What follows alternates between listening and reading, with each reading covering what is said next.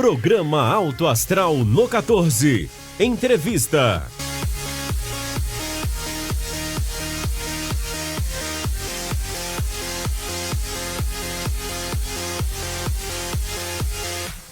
Mais um Alto Astral no 14. Alto Astral é aqui no 14, nas redes sociais. É por isso que nós estamos aqui todas as semanas para bater aquele papo com você. E um papo que lhe interessa. Esse canal comunitário, canal aqui da nossa cidade. E para quem nos acompanha no YouTube aí todas as semanas, a gente agradece muito a audiência e por isso nós nos preocupamos em sempre trazer a boa, a melhor informação para você, assinante do canal, e para você que nos acompanha nas redes sociais. Estou aqui hoje juntamente com meu amigo Kelvin.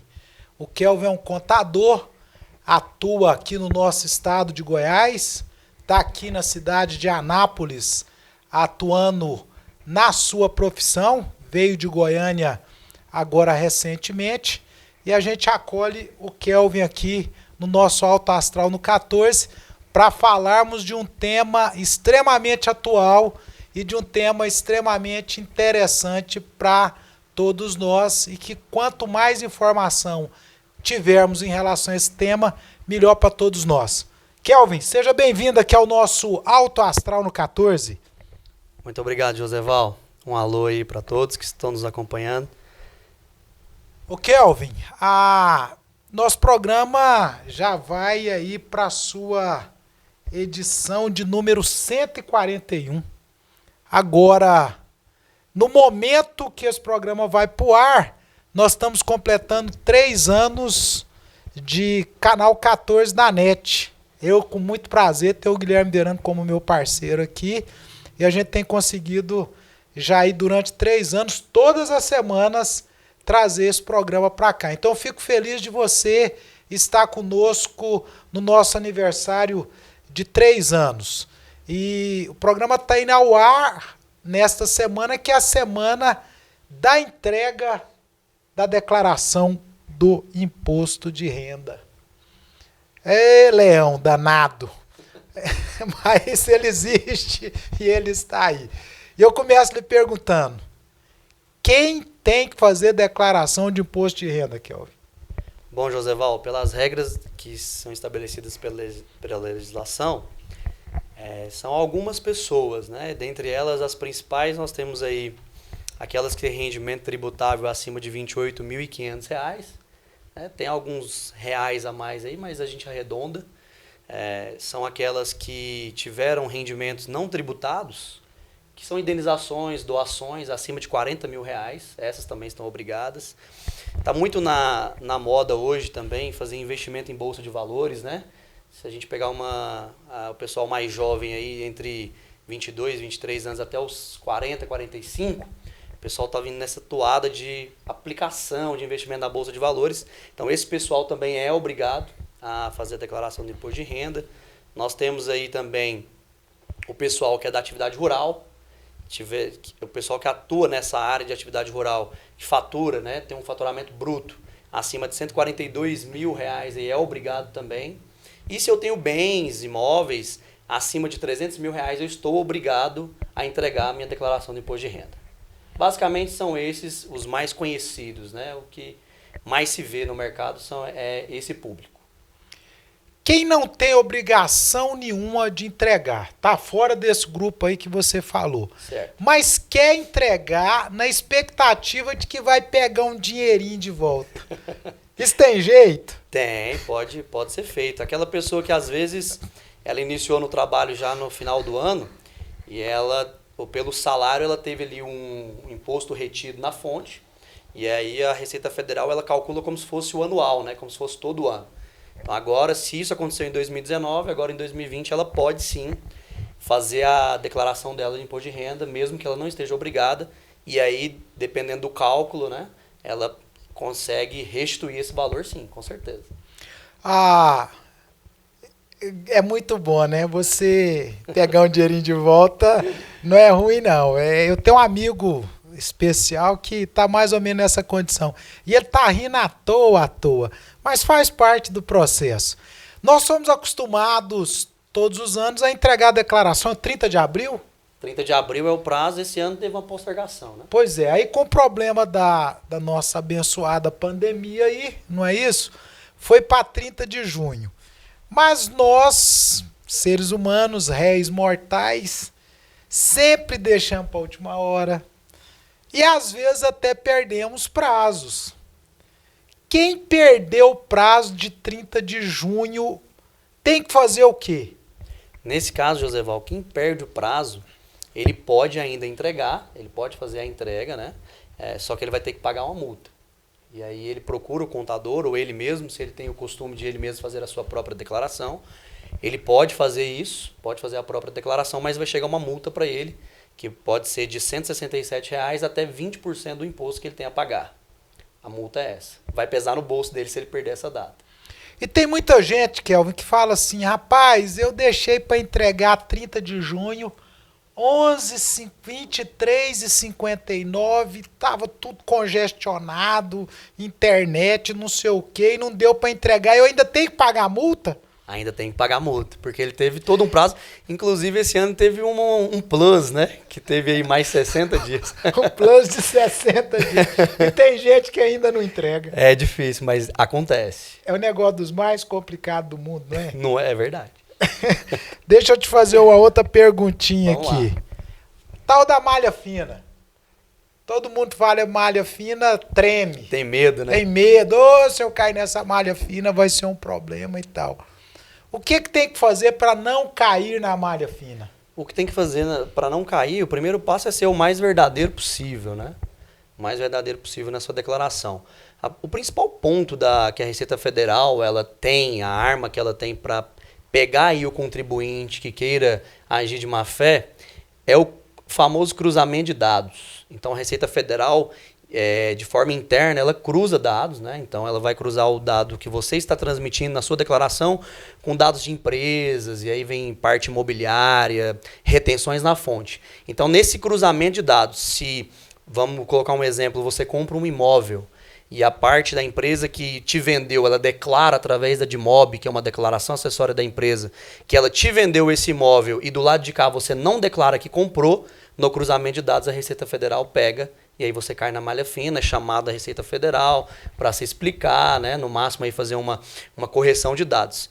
E aí nesse cruzamento tem níveis baixos, médios e altos, e aí podem haver sim a tão temida, né, multa, a tão temida aí, multa que a Receita Federal pode imputar sobre esse contribuinte. Aqueles tradicionais recibos dos profissionais da área de saúde, de antigo. Eu negociei um recibo e não sei como é que é. Tem que ter cuidado com isso, não tem? Tem que ter muito cuidado com isso. Já é uma operação que não se pode, né, fazer, mas o médico ele tem a DEMED, né, que é uma declaração que ele envia também, ele transmite. Então, se ele dá um recibo para você, ele tem que declarar isso. Ele tem que declarar isso. E se você não declara de lá, a Receita Federal cruza os dados novamente e um dos dois aí vai ser chamado. Vai ter problema. Vai ser chamado para prestação de contas perante o leão. Então tem que ter muita atenção muito cuidado em relação a isso. Verdade. A gente brincou aqui agora há pouco, antes do programa, das pessoas que têm mais de um emprego, 1, 2, 3 empregos. As rendas desses empregos, todos têm que ser declaradas. Todas têm que ser declaradas na mesma declaração. Lá ele vai ter o campo para informar cada empresa por CNPJ. E a Receita Federal vai utilizar todas as rendas para fazer o cálculo do imposto, se ele tem a restituir ou se ele tem a pagar. Então, todas as rendas têm que ser declaradas. Isso é um erro que acontece muito. Às vezes ele começa o ano trabalhando numa empresa, muda de empresa, e aí, naquele primeiro emprego, pela renda, ele não seria ali obrigado a entregar. Mas no segundo, ele já tem. E aí, ele esquece de informar aquela primeira renda que ele teve, e a Receita Federal cruza os dados de novo, e ele é chamado a fazer a retificação da declaração, a prestação de contas. É feita a somatória, então? É feita a somatória. Tá certo. Casal, é prudente fazer a declaração em separado ou junto? O que é correto? O certo é fazer separado. As declarações são sempre separadas. Porque a declaração é por CPF, é por pessoa, né? Então, o que acontece é que você tem um campo, vai ter um campo lá para você marcar.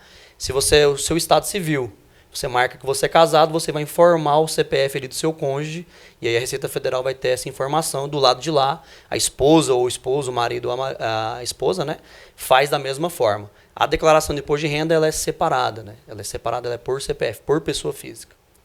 Tá, então mesmo que um esteja desobrigado, estando desobrigado, não faz. Não faz. Faz facultativo. O esposo, vamos entendendo se for a esposa, na do esposo, ele não é obrigado a informar essa renda abaixo do limite que você falou, e da esposa na dele, não. Não, porque a dele é dele, É né? dele. É dele.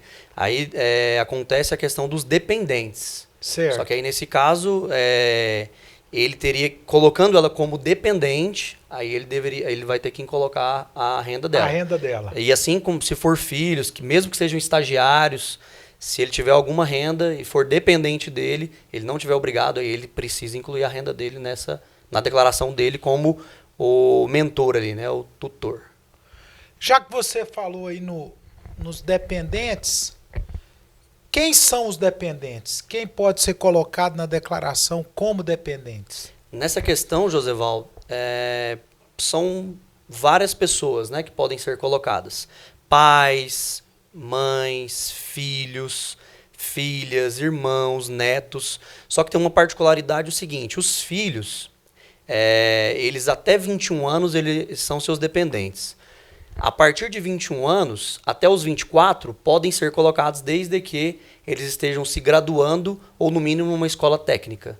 E os irmãos ou netos, bisnetos, já é de um terceiro grau, vamos dizer assim, eles, desde que você tenha a guarda judicial e segue essa mesma regra. Até 21 anos, normal.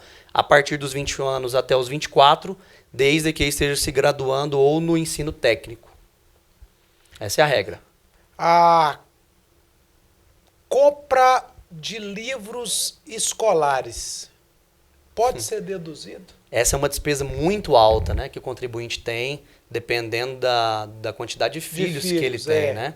Justo. E geralmente essa despesa é no meio do ano e no início ou finalzinho do ano ali que ele vai renovar. Mas infelizmente a Receita Federal ela não aceita essa despesa como dedutível, a compra dos livros, mas ela traz como dedutível o pagamento do ensino, aquilo que você investe no ensino do seu filho, do seu dependente, ela aceita, limitado a R$ 3.500 por dependente. Então, aquilo que você paga de mensalidade, seja escola ou faculdade, que você paga do seu dependente, você pode colocar isso como dedutível do imposto de renda, limitado a R$ 3.500 por dependente. Tá, uma outra dúvida, que vez ou outra a gente vê uma pessoa perguntando ou não. No quesito, na questão da dedução nessa área médica, cirurgia plástica, pode ser deduzido? Pode ser deduzido, desde que ela esteja lá dentro dos gastos ali do hospital, né? O hospital declara isso como uns gastos, ela pode ser deduzido. Tem uma dúvida muito recorrente também sobre a questão dos psicólogos. Tem muitas pessoas que têm dúvida em relação aos psicólogos, eles também podem ser incluídos como dedutíveis da base de cálculo do imposto de renda da pessoa física. E para esses gastos não há limite. Despesas médicas, né, não há limite para esses gastos. Inclusive o que entra também a cirurgia plástica e a questão dos psicólogos. Na questão da cirurgia plástica, o que tem que tomar cuidado é naquela questão, às vezes, de silicones, né? É isso que eu ia perguntar agora. Podem ser deduzidos desde que estejam relacionados pelo hospital ali no pagamento. Se for comprado fora, na farmácia, em outro lugar, aí não é dedutível. Entendi. Tem que ser incluído no bolo ali do hospital. Da despesa hospitalar. Exatamente, da despesa hospitalar. Tá. Comprei a prótese de silicone lá da empresa tal, lá, e ela me deu uma nota fiscal, negativo. Não é dedutível. Não, se estiver dentro da despesa hospitalar, aí é dedutível.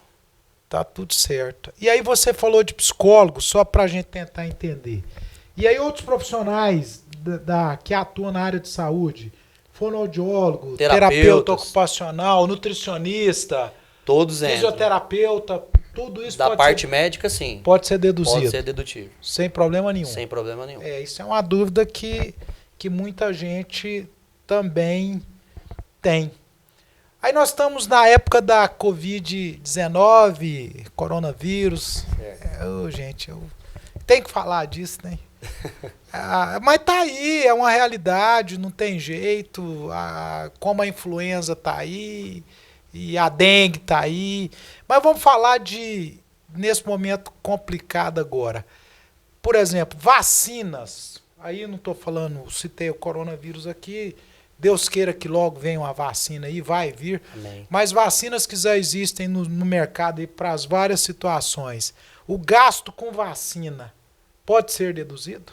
Não, infelizmente também não. O gasto com a vacina, a Receita Federal não deixa entrar como dedutível, né? Mesmo que esteja ali composto nos gastos médicos, hospitalares, a vacina não entra. Nesse caso, a vacina não entra. Ok, vamos passar agora para a questão dos bens. Eu tinha um carro, o ano passado declarei. Esse ano eu vendi o carro. Certo. Como é que faz? Tira da declaração, esse dinheiro que entrou, o que tem que fazer? Não, o primeiro passo você precisa declarar que foi vendido o carro, né? Na declaração Você tem que informar você lá, tem que vendi. informar, porque na realidade você tira a informação, né? Meio que o programa, como que você faz isso? Ano passado você declarou o carro, vamos colocar um exemplo de R$30 mil. Certo. Esse ano a posição dele em 31/2 de 2019 vai estar 0. Automaticamente a Receita Federal, o programa já vai entender que esse bem foi alienado, foi vendido. Então precisa se fazer um cálculo sobre o lucro. O imposto ele sempre vai incidir sobre o lucro. Então se eu tinha um carro declarado de 30, vendi por 35, o imposto vai incidir sobre 5, que foi o lucro que eu tive nessa venda. Se vendi por 25, não tem imposto, mas preciso declarar ali, me informar que hoje já não existe mais esse bem no meu nome. Então se tiver lucro, paga imposto. Paga imposto. Não tem lucro, não tem imposto. Tá certo. Uma outra dúvida aí. Eu comprei um lote e declarei lá no ano 2000 por R$10 mil. Só que o meu lote hoje vale 50. Eu tenho que atualizar isso na declaração ou deixa ele lá quietinho por R$10 mil? Como é que é isso? A atualização de bens, nesse caso, ela só é aceita, Joseval, se for algum tipo de benfeitoria, reforma. E aí todas as notas fiscais, os documentos têm que estar no nome do contribuinte, né? E tem que ter toda a documentação suporte em relação a essas operações. Então, nesse caso, ele vai continuar pelo valor que ele comprou lá atrás. Se ele fizer alguma benfeitoria, se ele construir uma casa, se ele vier fazer alguma reforma nessa casa, aí ele pode atualizar esse bem, o valor desse bem na declaração dele. Caso contrário, não, vai continuar lá o mesmo valor. Mesmo valor. O mesmo valor. O que eu só a título de curiosidade, eu sou de uma época aí que declaração de imposto de renda na época do mês de março e de abril rendia uns trocadinhos.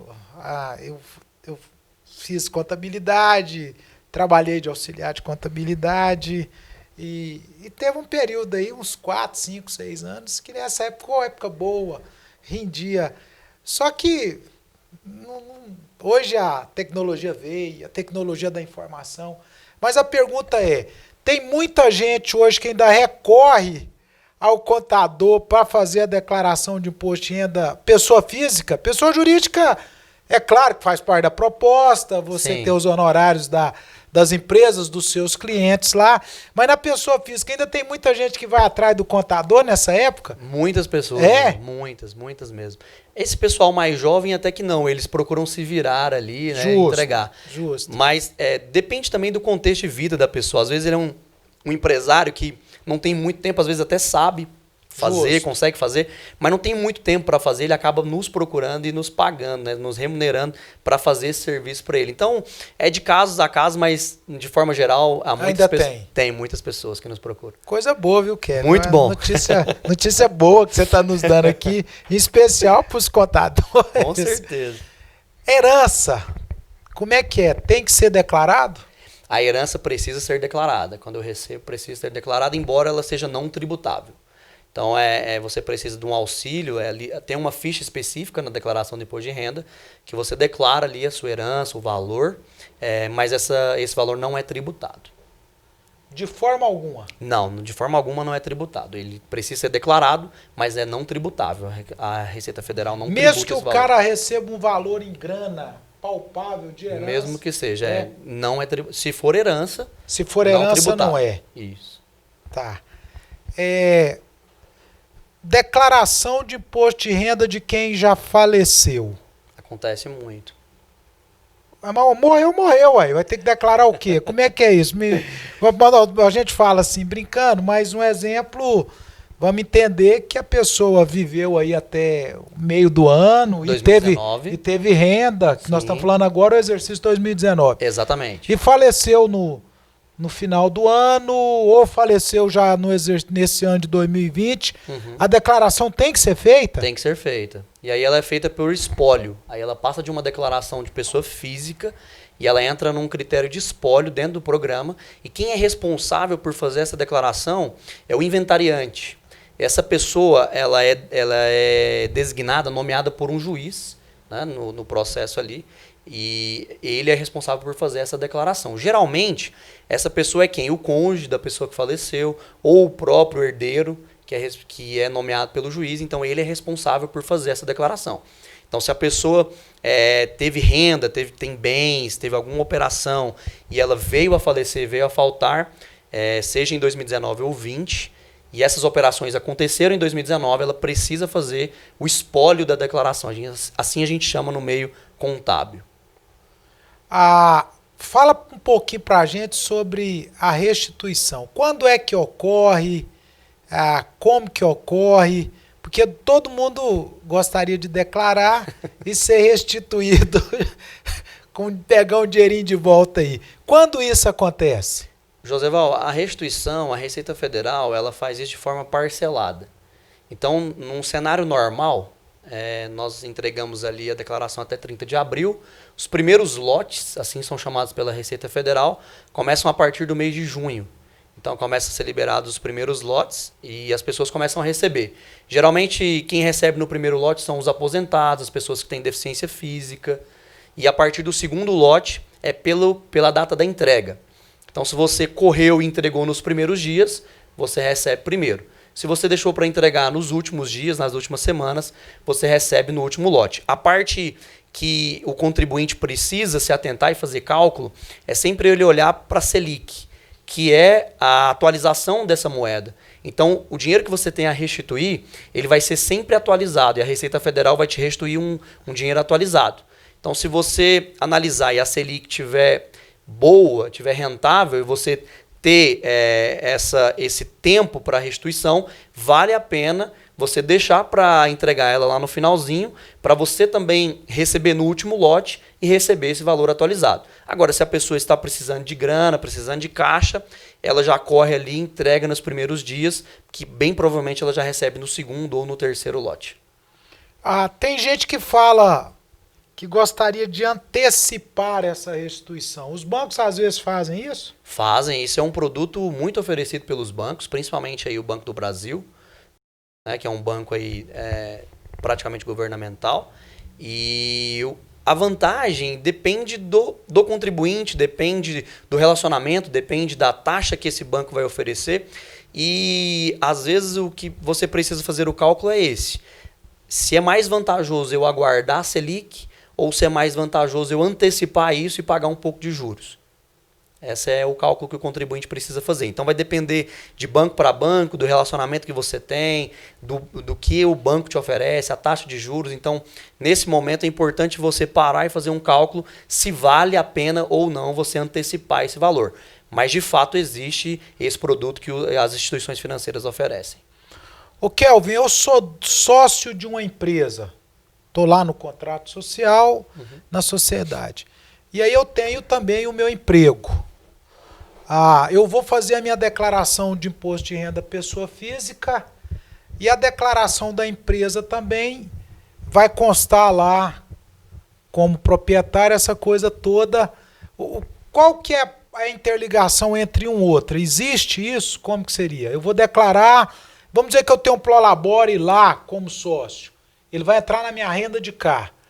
E lá na pessoa jurídica vai ser só informado? É mais ou menos assim? É mais ou menos assim. Então, você precisa fazer a sua declaração de pessoa física aqui, trazendo tudo que você recebe de lá. Lembrando que distribuição de lucros, ela é tributada na pessoa jurídica. Quando você recebe na pessoa física, você declara na sua declaração, mas ele é um rendimento não tributável, porque ele já foi tributado lá na pessoa jurídica. Hoje, atualmente, é assim. E nesse outro emprego, se você tem um outro emprego e tem uma sociedade, você também declara isso na sua declaração de imposto de renda pessoa física normal, seus rendimentos onde você é CLT, ou seja, qual é o regime trabalhista lá que você seja vinculado, e também declara o seu prolabore ou distribuição de lucro que você tem da sua própria empresa. Nesse momento que nós estamos vivendo de pandemia, você que está aí no mercado, que está trabalhando muito, em especial nesses últimos meses aí, você está entendendo que o volume de declarações de imposto de renda a ser entregues vai ser o mesmo ou vai cair? Tem gente que arrefeceu. Como é que está isso? Bom, Joseval, essa postergação do prazo foi algo que a Receita Federal fez exatamente para isso. Porque houve-se uma reclamação muito grande dos contribuintes por conta do isolamento social e da impossibilidade de junta de documentos, de busca de documentação, de conversa com os contadores. Então, nesse clamor dos contribuintes, a Receita Federal deu essa abertura, essa postergação do prazo. Então, eu imagino que vai ficar na média de todos os anos por conta dessa abertura da Receita Federal. Se não houvesse essa postergação de prazo, com certeza ia diminuir sim a entrega e muitas pessoas iriam sofrer com a multa de pagamento. Mas com essa postergação, embora a Receita Federal tenha soltado uns insights aí nos canais de veiculação dela, de que algumas pessoas ainda não entregaram, mas isso acontece todos os anos. Verdade. Muitas pessoas deixam para a última hora, para o último dia, como você comentou, mas eu penso que vai ficar na média de todos os anos por conta dessa dilatação do prazo. Tá, já que nós estamos falando aí desse momento de pandemia, tocamos no assunto, eu queria perguntar para você, como contador, que tem aí vários clientes, várias empresas, o que, Kelvin, que mudou para o empresário com essa pandemia na área contábil? Na área contábil, o que mudou é que nós precisamos, já era uma necessidade nossa, mas é sempre, às vezes, deixado um pouco de lado, né? E a rotina do dia a dia do trabalho, a gente acaba sugando muito nosso tempo. E o que mudou foi reinventar, repensar a forma de fazer. Isso era deixado um pouco de lado porque o dia a dia é muito pesado do contador. Então, nós fomos obrigados a repensar a nossa forma de trabalho. É algo que eu também tenho disseminado muito nas minhas redes sociais. Um exemplo prático que eu trago para você é a questão do home office. Muitas pessoas, muitos contadores até, que trabalham em empresas de contabilidade, vinham questionando isso, porque no Brasil não era tão aceito, porque o serviço de contabilidade não dava essa abertura do home office, e nós, empresários do ramo de contabilidade, deixávamos isso um pouco de lado. E o coronavírus ele veio e nos forçou a fazer isso. E nós vimos que, pelo menos na nossa empresa e nas empresas que nós atendemos, isso deu muito certo. A resposta do colaborador foi muito grande, foi muito positiva. Então, nós repensamos, inovamos nesse sentido e chegamos à conclusão até que pós-Covid, pós-coronavírus, isso vai ser uma tendência de mercado. As pessoas vão poder e querer mais trabalhar em casa, fazer o home office, né, que nós conhecemos hoje. Então, se reinventar nesse período foi algo que o coronavírus trouxe.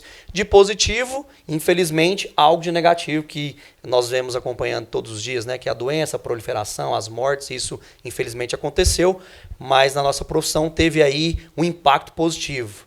Embora às vezes venha soar de forma negativa, mas trouxe sim uns efeitos positivos para a nossa área de trabalho. A pandemia começou e aí veio uma enxurrada de medidas provisórias. Verdade. Né? Na área trabalhista, na área fiscal. Principalmente. Toda era uma coisa cedo, à tarde já era outra. Verdade. E a gente passou vários dias aí nessa agonia, reunião em cima de reunião e trocando experiência e conversando. E depois vieram as lives e aquela confusão toda. O que mais você gostaria de acentuar em relação às medidas provisórias que você acha que ajudou o empresário nesse momento difícil, depois de tanta publicação, de tanta medida? Na prática, o que você viu que ajudou seus clientes? Bom, Joseval, você resumiu bem aí mesmo. Houveram muitas medidas provisórias, principalmente no início. Foi uma preocupação do Ministério da Economia. E eu acho que o Brasil teve um ponto positivo nesse sentido de soltar isso rápido, de querer resolver isso de forma rápida. Então, foram algumas linhas que foram oferecidas pelo governo e vêm sendo oferecidas. Na semana passada saiu aí praticamente um novo refis, né? Não foi encarado assim pelo Ministério da Economia, mas nos bastidores aí do mundo empresarial está sendo encarado assim. Mas, ao meu ver, as medidas provisórias da área trabalhista, elas tiveram um impacto positivo muito grande principalmente para o pequeno empresário. Poder reduzir a jornada de trabalho, poder suspender o contrato de trabalho, o governo arcando com essa parte, diminuindo a folha salarial do pequeno empresário, já deu um fôlego para o pequeno empresário. Tá para sair aí, já saiu, já foi decretado. O presidente da República já aprovou o Pronamp, que é um programa para microempreendedores. Ainda não chegou nas instituições financeiras, mas está para chegar, que vai ser uma forma de captação de recursos muito importante, muito interessante para o pequeno empresário. Então eu colocaria aí essas três. A parte trabalhista, trazendo a redução da carga horária, poder suspender o contrato de trabalho, o governo ajudando desse lado de cá, e essas linhas de crédito que estão sendo oferecidas para pequenas empresas principalmente. Houve também postergação de prazos para empréstimos bancários. Sim. E até parcelamentos de impostos, não foi? Nós tivemos isso também. Verdade. Teve postergação, inclusive, de impostos. O governo federal postergou o pagamento aí de impostos das competências de março, abril, e agora na semana passada liberou da competência de maio também para o final do ano. Não foi a isenção do imposto, isso a gente tem que deixar muito claro. Lá na frente o contribuinte tem que ter a noção de que ele vai pagar um pouquinho a mais, porque vai vir essa conta, vai aglomerar 2 meses, né? Então ele vai ter um desembolso de caixa maior, mas houve mesmo essa questão por parte do governo, e isso também ajudou a livrar o caixa aí nesse momento difícil, principalmente ali em meados de março, início de abril, que foi onde o estado de Goiás, né? Vamos pegar o exemplo, o estado de Goiás praticamente parou e as pessoas ficaram em casa mesmo. Foi bom você ter colocado isso. Ontem ainda numa conversa, eu ouvi uma pessoa que conhece, trabalha conosco, a Joseval, mais 1/3 das férias, o meu colega falou que eu não vou receber. Não é bem assim não, né? Foi postergado também. Postergado. É direito e tem que receber direito. E vai receber. Não, vai receber, com certeza vai receber. É um direito adquirido, vai receber sim. Essa pessoa às vezes é porque está um pouco mal informada, mas ela vai receber. Só mais um fôlego para o pequeno, médio e grande empresário. Exatamente, assim. Um fôlego no caixa, exatamente. Justo. E o que, Kelvin, você gostaria de estar falando para o pequeno e médio nesse momento agora? O que fazer? Porque tem muita gente aí, muita gente, não vou dizer desesperado, porque eu não gosto muito dessa palavra. Certo. Mas assim... Preocupado. Porque realmente acabou. Vamos pegar aí a área de restaurantes. Turismo. Turismo. Sofrendo muito. Pessoal do transporte. Verdade. Né? Pessoal das escolas, pequenas, médias escolas. Então, assim, a atividade parou, né? E as empresas estão abertas contabilmente, só que não estão produzindo. O que você gostaria de estar dizendo para esse pessoal? Joseval, importante você citar esse ponto, que nós da MAPA, nós estamos aí há 20 anos no mercado, né? E nós criamos um produto específico para esse pequeno e médio empresário. Nós abrimos um portal para ele nos consultar de forma gratuita. Então, aquele pequeno e médio empresário que fatura até 4,8 milhões, que está dentro aí da cadeia do Simples Nacional, nós abrimos um portal 100% gratuito, com consultoria dos nossos especialistas. Tem todas as regras nas nossas redes sociais, tanto no Instagram, tanto no LinkedIn, @Grupo Mapa. O pequeno e médio empresário que está ouvindo aqui, que está nos acompanhando, que está nos assistindo, eles podem entrar, vão ver que é 100% gratuito. Tem o limite aí de uma consulta, mas essa consulta pode ter várias dúvidas, pode ser da área societária, jurídica, tributária, trabalhista. Nós queremos ajudar esse pequeno e médio empresário que ele não tem condições de pagar uma consultoria. Então nós estamos disponibilizando nossos especialistas para isso. O programa chama SOS Microempresas, é uma rede do bem mesmo para ajudar esse pessoal nesse momento da melhor tomada de decisão, do que fazer, de como proceder. E um conselho que eu trago para esse público, para esses pequenos e médios empresários é: procure o seu contador, esteja 100% alinhado, 100% atualizado, com todas as medidas provisórias, tudo aquilo que o governo libera, tudo aquilo que o governo oferece. Se vale a pena, converse com o seu contador, peça ele para estar atualizado sempre. Tem essa abertura que a Mapa agora está trazendo para o mercado, isso a nível nacional, viu, Joseval? Qualquer empresa do Brasil pode nos procurar de forma gratuita e nós vamos estar auxiliando esse pessoal nesse momento tão difícil. Você falou aí já da Mapa, do grupo Mapa. Eu queria então que você dissesse para quem está nos assistindo o que é o grupo Mapa, o que o grupo Mapa faz. Bom demais. Pessoal, a Mapa é uma empresa de auditoria, consultoria, contabilidade jurídica. Nós estamos no mercado desde o ano 2000, estamos completando 20 anos, né, esse ano agora de 2020, e atuamos nesse ramo, nessa área. Temos aí várias unidades espalhadas no Brasil, a nossa sede aqui em Goiânia, e esse ano de 2020 estamos agora em Anápolis, como o Joseval no início, aí na introdução, ele disse. Chegamos a Anápolis agora com unidade física, estamos ali, por enquanto, no edifício London, no centro, e muito provavelmente no mês de setembro já estaremos ali no Jundiaí, mas estamos aqui em Anápolis para atender os empresários, e a Mapa está nesse ramo, está nesse mercado. Há 20 anos já, Joseval, com uma carteira aí de basicamente 3 mil clientes que nós atendemos hoje a nível nacional, com várias unidades, igual eu disse, mas atendimento a nível nacional. Qualquer estado da federação nós atendemos hoje. Você fala em 3 mil clientes a nível nacional. É uma gama interessante de clientes. E aí eu pergunto, vocês atendem pequenos, médios, micros, grandes? Bateu na porta, alinhou, vai.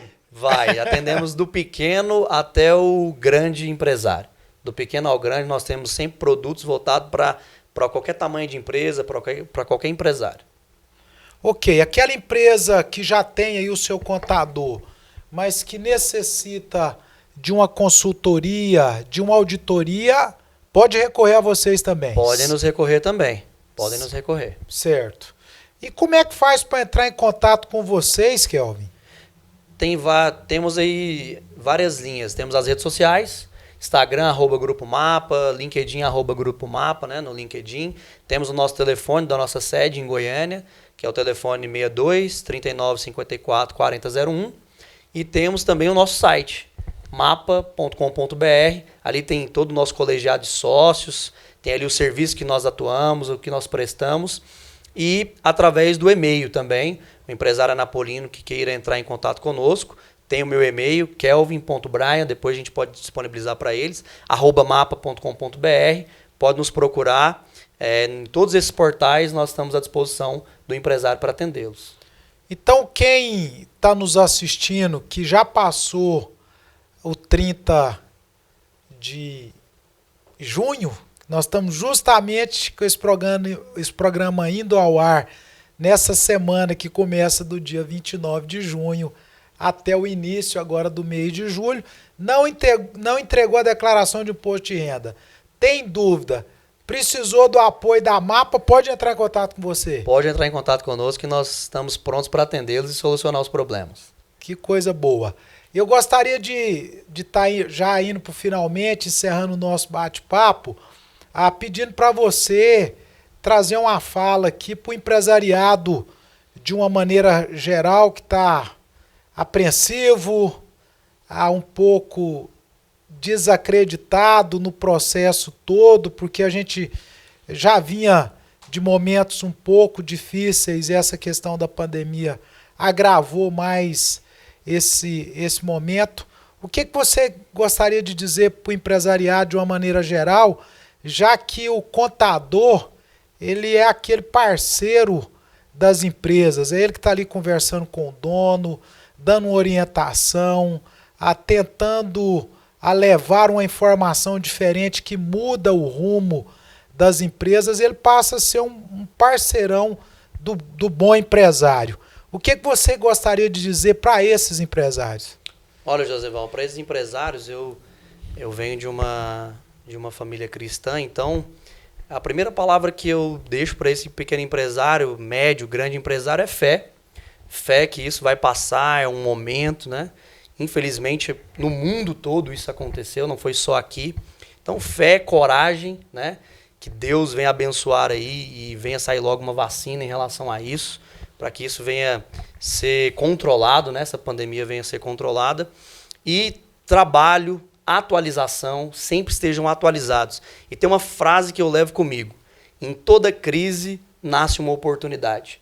Então, às vezes, nós pararmos de olhar para as dificuldades que o momento tem trazido e olhar para as oportunidades que isso pode trazer.